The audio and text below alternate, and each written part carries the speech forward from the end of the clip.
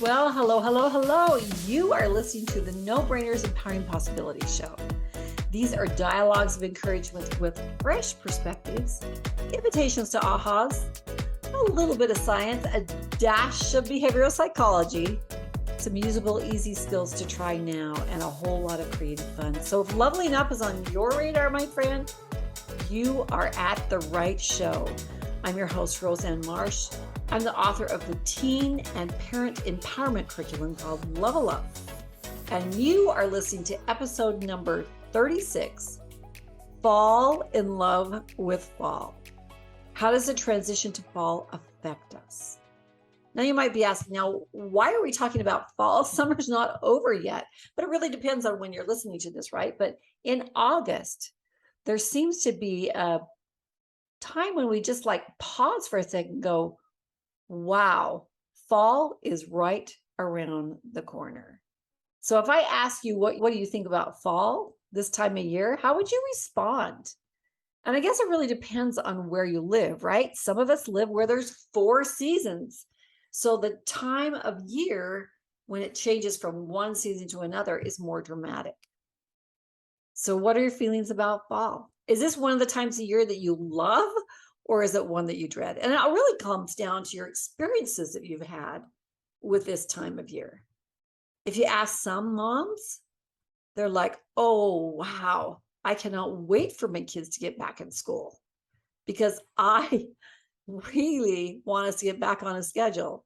And others are saying, oh, I don't want my kids to go back to school. I love it when we don't have such a rigid schedule. So if you don't love the fall, you're probably not thrilled at all with the fall decor that now has infiltrated all the retail stores and the addition of pumpkin lattes and pumpkin bread in your favorite drink shop. But for many, fall is a literal temporal landmark. It's a moment that influences our year, and it stands as a place of motivation, like a fresh start that we associate with when we go back to school in September. Fall can be almost like a landmark of when our birthday comes around or New Year's Eve, times when we set new goals and we reevaluate and reprioritize. But I'm just talking from my perspective. I'm excited to recalibrate and check in on those goals to see what I need to modify and what I need to change. When we're kids, remember, this was the time of year when we got to know fun new people and places and opportunities. It's when we got to go to the store and buy school supplies. Ronna Levi, a psychologist, the director of Bucks County Anxiety Center, said that we carry with us into adulthood the anticipation that fall can bring, that excitement and that promise in the air. Well, I asked a couple of my friends and colleagues how they felt about fall and what did it signify to them. And here's a few of their responses. One said, oh, it makes me sad. I love having my kids at home with me. And they're excited to go off to school, but now we have classes and groups and sports and performances. And yes, we love it, but I love the summer's more relaxed schedule. Second one said, oh, I love the summer. It's my favorite. What's not to love about things that are growing and flowers and greenery and great weather and sunshine? Fall? Well, it just reminds me that winter is around the corner and I don't want summer to end. Third one, it feels like a time of letting go. A time to review and see what I've accumulated since last fall and do that all-out purge and donate. I love that feeling. The fourth one said, it's a time of harvesting the bounty of my garden. My garden is so beautiful. It's freezing and canning what Mother Nature has supplied during the summer and preserving it so we can eat during the winter and through spring. Fifth one, who doesn't love being in the areas where the leaves change? And it's as if Mother Nature did this like phoenix to flame before she tucks into her underground work to emerge in the next spring, all renewed. Oh my gosh, love that one, right? The phoenix to flame to spring renewed. Another one said, it's my hunker down time. Time to get it organized at hand, get us back on schedule, and readjust my goals. Okay, this is my season. Love, love, love to wear sweaters. So my closet is starting to get excited as I'm going through some of my favorites. And the very last one is a preparatory to commence into a time of more stillness. It's a beautiful piece of the cycle. How do I personally feel about fall? I love the sights. I love the smells. I love the tastes. I love the sounds. Well, to me, it's one of the most exciting times of the year. It's almost like the recharge and preparing for something big. It's getting back on schedule, creating routines and structure in my life. And quite honestly, it almost feels like I want to go out and buy me a backpack and some school supplies and dig it again, because I really love learning and I really loved going back to school. I loved getting to see who my teacher was. I loved seeing who the new students in the class were, because I lived in an area where usually there were 3 classes per age. So you never had the same class mixture every single year.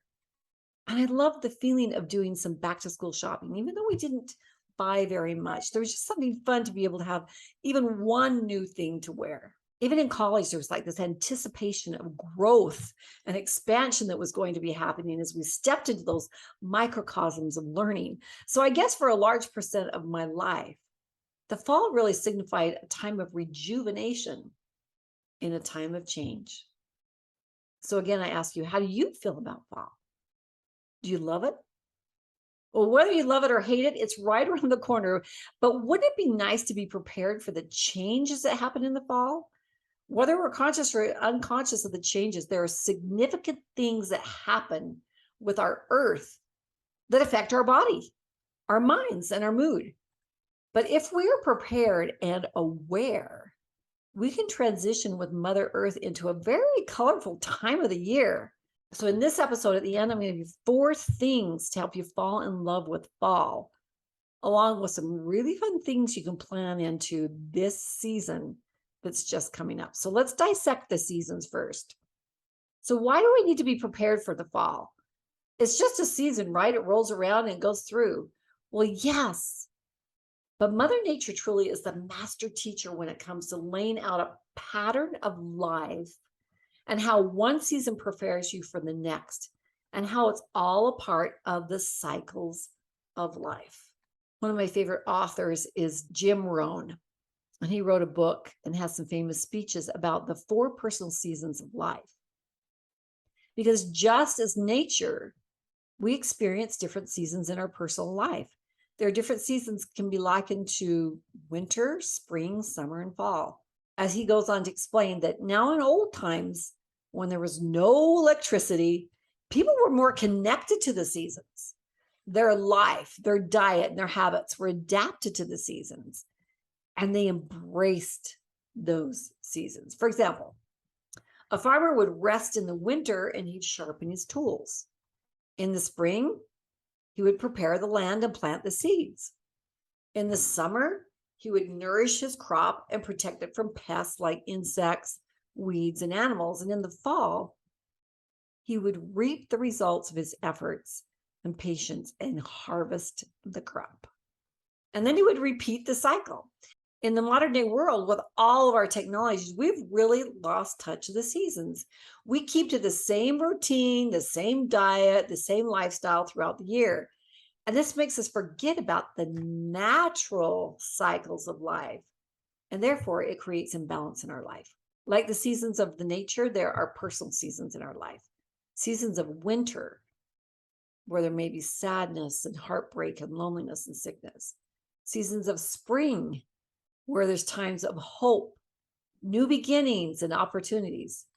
Seasons of summer, where there's signs of growth, need for protection, an abundance of distractions. And a season of fall, when successes and achievements and failures. So I wanted to talk a little bit about what Jim Rohn says about fall. He says, fall is the moment of truth. In the fall, we either enjoy or excuse. Fall brings the results of our efforts. If you've taken the right action in the other 3 seasons, then now you'll see the results that are far greater than your effort. If you procrastinated and avoided consistent effort, you will not have the desired outcome. The law of cause and effect is universal. It applies to every living thing out there. Remember, when you reap well, make sure you save appropriately for the winter. Wise men save first for the winter and then spend what is left. It is in the fall we discover how pleasant the winter will be. It kind of reminds me of the story of the grasshopper and the ants. If you remember in that fable, the grasshopper played all the time and watched these ants preparing for the winter, storing things up, and kept saying, "Oh, what are you doing? You should be playing." And then wintertime came and the grasshopper had nothing prepared to be able to live on. And it's an Aesop's fable. So if you want to know the rest of the story, I'll let you look it up. It's actually a really good one to read to your kids if you have not had a chance to. The Grasshopper and the Ants. But I'm sure you can recall when you've been in the spring of your life, when it feels like projects and everything you're involved in are blooming. And then when you've been in the summer of your life and the fruits of the labor are abundant and producing. And then the fall, when it's almost like to prepare to hunker down. And then the winter of our life, when we internally have a lot of action happening inside and growth internally, less so than on the external. It's all purposeful. And of course, when you live where the climate is more variable, you get to witness Mother Earth's extraordinary cycle and how she prepares from one transition to another. So what has fall historically meant? Autumn really represents the harvest time of year. It's a time of knowledge, growth, and expansion as our natural evolution in our lives go through cycles of growth and harvest and death and rebirth, just as we see in nature. During this time, animals prepare for the winter by storing food and getting into their hibernation spots. And farmers work on their fall harvest and put in reserve things that are needed for the winter. Fall brings about some wonderful, fun, and pretty whimsical holidays, right? If you love Halloween and Thanksgiving, what are your feelings around those holidays? Do you have warm, fun feelings about it when you were young? Also, astrologically and spiritually, the significance of the fall equinox is about practicing gratitude for the bright spots of our year and clearing the way for a new beginning. So what's significant about the equinox? In March and in September, there's literally a time when the night and the day are cut in half. There's an equal amount of daylight and equal amount of nighttime. Of course, with the fall equinox, that's when the nights get longer and the days get shorter. So during this transition period between summer and winter, we have a decrease in the amount of light or daylight. So how does that affect our bodies? Well, it affects our insulin resistance, and this causes the liver to increase fat production so that we can store fat in our tissues so that we can better fare during the winter. Did you know that our bodies did that? Our bodies react to what the earth is doing. And because we take in less ultraviolet rays during the day in the autumn, our bodies become confused and they need more sleep. And because of the less ultraviolet, our body's kind of thrown for a loop and it doesn't get necessarily great longer sleep. In fact, the Harvard Medical School said on average, people sleep 2.7 hours more during October than any other month of the year. Okay, remember, the reason that the light is getting less is the earth is tilting on its axis. Now, when the earth is tilting on the axis, you know it's going to affect our bodies. But then our organs react to be able to prepare us for what would be winter. We live in times of light, equal amounts of light, just because we can turn on an electrical switch. We eat foods that usually would have a season all year round. And we've really confused our bodies because it used to be that our lives rotated around the seasons. It rotated around the amount of light. It rotated about what crops, what foods, were available during the season. And so our body was prepared for that. So our body really is trying to help us prepare by having us sleep a little bit more and put on a little more fat, but without a lot of the light. That's why we have the winter blues. So what does Mother Nature do with the decreased sunlight? Well, she bursts forth in colorful glory, right? Any of you have had the opportunity to drive through a canyon full of leafy trees. It's almost like a bowl of Trix cereal for those of you who've ever had that sugary delight, right? The decreased amount of light signals the trees that now is the time to stop producing chlorophyll. And of course, the chlorophyll is what helps take our carbon dioxide and turn it into oxygen. When it stops producing the foods, it stops feeding the tree. And the tree knows, okay, it's time for me to hunker in and go underground and do what I need to do underneath. But what's so crazy, amazing, where the leaf is, when the wind blows off the leaf, it actually seals up that little spot, leaving like a little scar on the tree.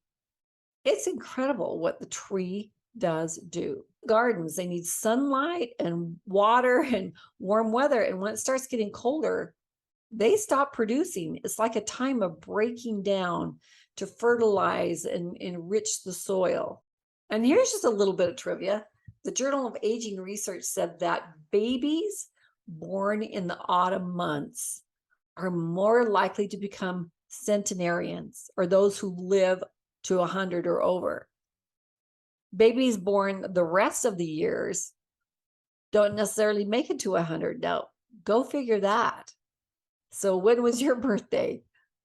So what are some of the things that we can do to prepare ourselves for the fall and stay on top of these little changes that happen when the earth tilts on its axis and we start into a time of decreased light and increased darkness, a time when our bodies need more rest and crave more dense, hearty foods, a time when the decreased light can even trigger things that impact our mood.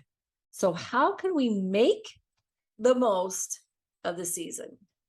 Those seasonal changes in light and temperature, they can play a major role on how we think, how we feel, and how we behave.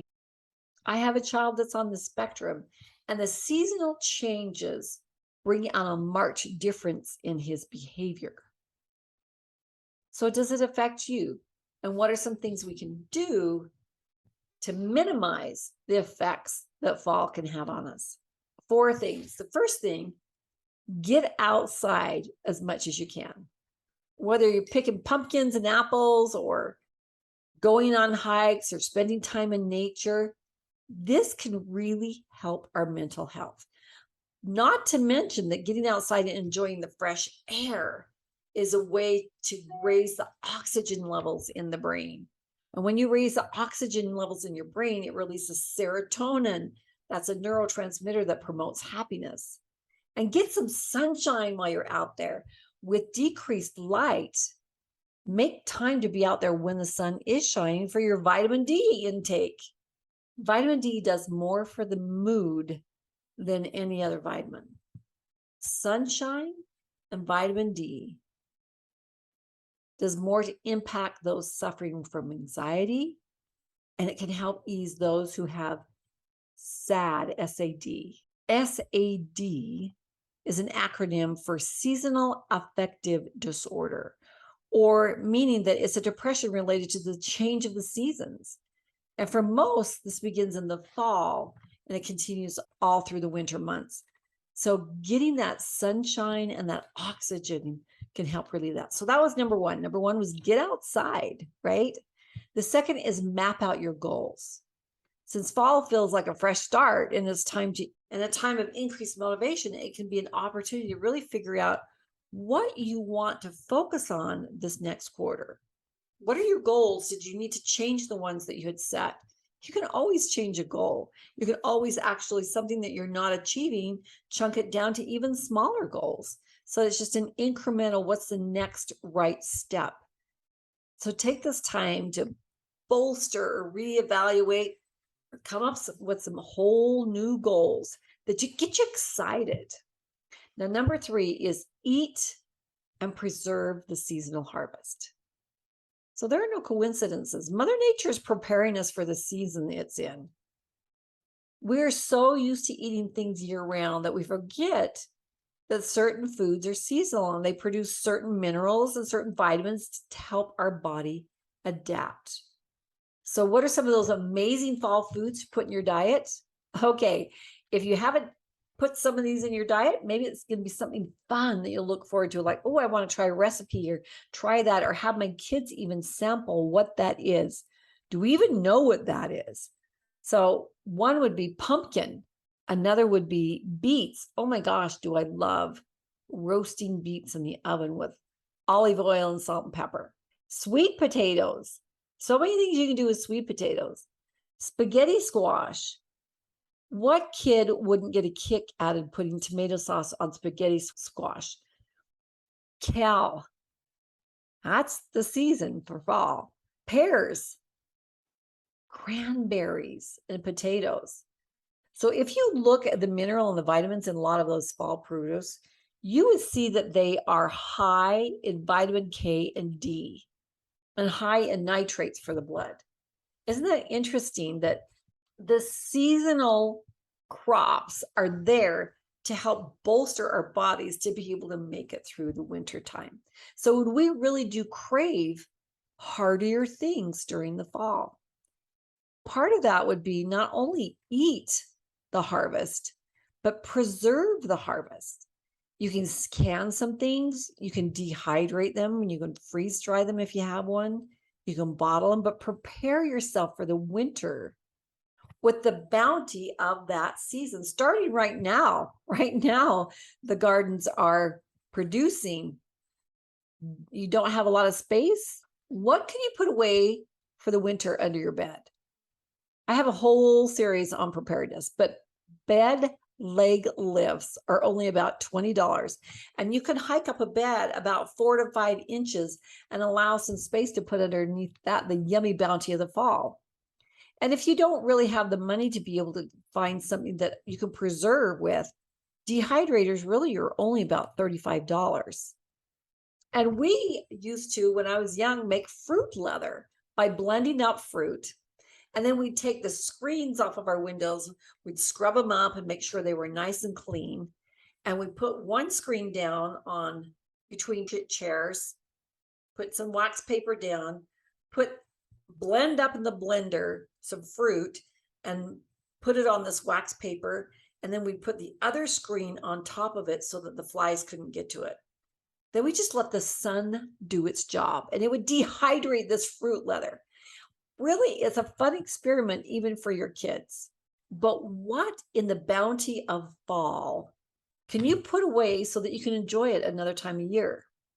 Even if it's just freezing something, that's the fastest, easiest way to preserve something, as long as you've got electricity, right?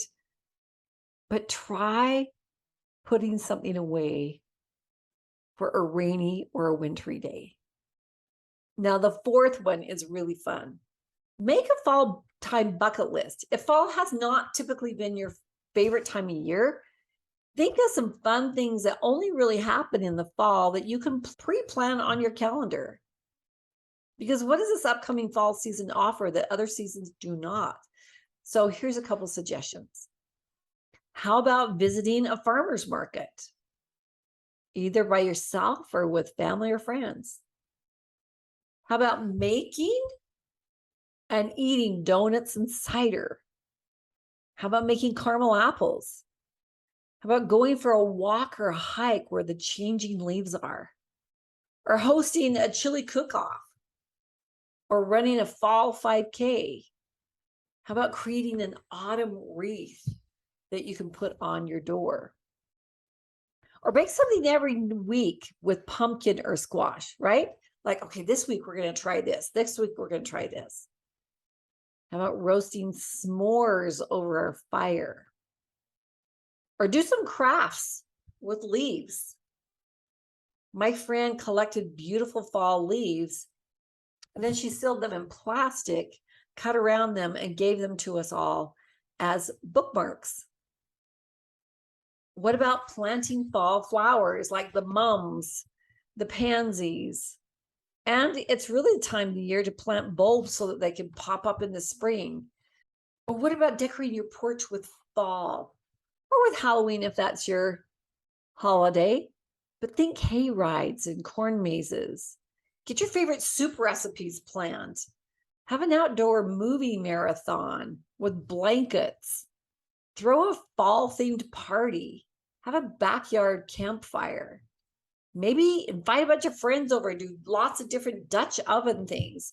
It's a good way to remember how to do some preparedness things. And okay, peach cobbler, anyone? I don't know anyone that would pass that up, right? And what about picking apples or having an apple pie contest with your friends? The fall is full of lots of fun, bike rides, but it seems to be a time of connection, rejuvenation, replanning. It's a resurgence of energy before we hunker in to winter. So seasonal changes in light and temperature can play a major role in how we think, how we feel, and how we behave.